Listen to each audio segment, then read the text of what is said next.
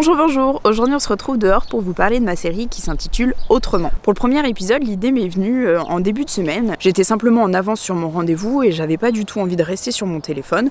Donc j'ai pris mon chien et je suis partie me balader en forêt. Et c'est vrai que je me suis sentie tout de suite un petit peu plus apaisée parce que j'y étais sans but. Effectivement, je marche tous les jours, mais je ne marche jamais juste pour marcher. Donc je me suis demandé, est-ce qu'on se sent vraiment mieux avec la marche ? Et c'est ce que j'ai voulu essayer.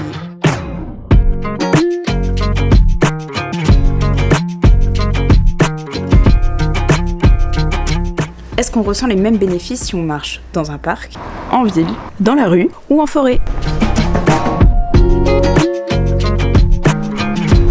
Pour répondre à ça, j'ai décidé de marcher une demi-heure dans chaque endroit que je viens de vous citer et de recueillir un petit peu comment je me sentais à la fin de cette demi-heure de marche. Est-ce que la marche a vraiment des bénéfices en fonction de là où on décide de s'aventurer ?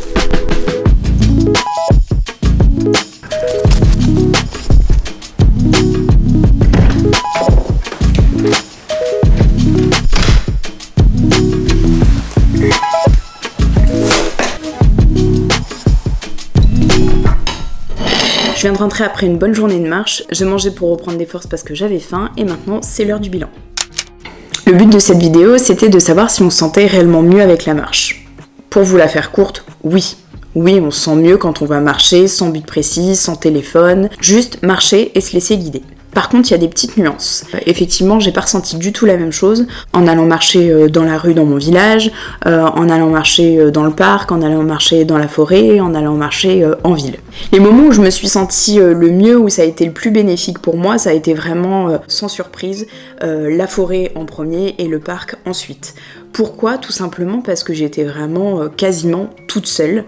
J'avais personne pour me distraire, j'avais personne pour me déranger, j'étais moi avec moi-même, dans mes pensées. Ça m'a permis vraiment de m'apaiser, de laisser libre cours à mes idées et à ma grande surprise, c'est là où j'ai eu un pic de créativité. J'ai eu beaucoup d'idées pour mes posts, pour mes vidéos, pour des projets. Enfin, il y a des choses qui étaient pas très claires pour moi au niveau de projet, où il y a des choses avec lesquelles j'étais dans le flou et ça s'est précisé simplement en marchant toute seule dans la forêt. C'était quasi similaire quand je marchais dans le parc, juste un peu plus distraite, c'était un peu moins intimiste, mais en soi, ça m'a apporté quasiment la même chose. C'est un petit peu ce que j'avais ressenti en début de semaine quand j'ai été promener mon chien, mais pas de manière aussi franche. Pourquoi ? Parce que justement, mon chien était là, et donc du coup, fallait que je le surveille, que je le rappelle quand il courait après les oiseaux. J'étais pas moi avec moi-même, et je pouvais pas laisser pleinement libre cours à mes pensées.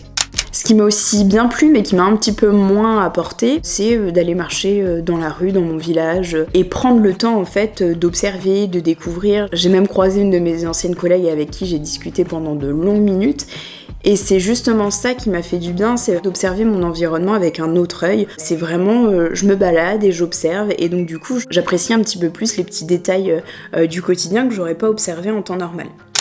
Et pour finir, j'ai été me promener en centre-ville. Et là, ça n'a pas du tout été la même chose. En fait, tout le monde, forcément, avait des masques, puisqu'il est obligatoire dans le centre-ville.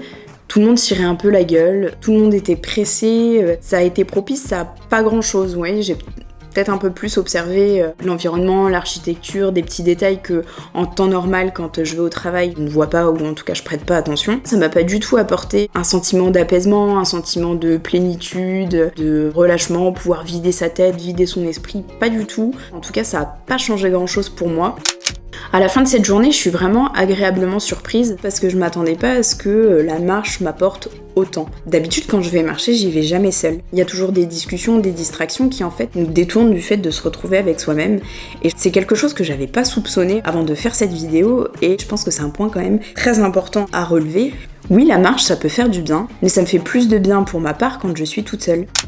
Pour conclure, je dirais que la marche est une bonne manière de prendre soin de soi, mais uniquement si vous en ressentez le besoin. Je pense que ça peut être complètement contre-productif d'aller marcher alors qu'on n'en a pas envie, qu'on est fatigué, que c'est pas le moment, qu'on n'a pas le temps. Ça risque de nous apporter l'inverse de ce qu'on essaie de trouver dans la marche.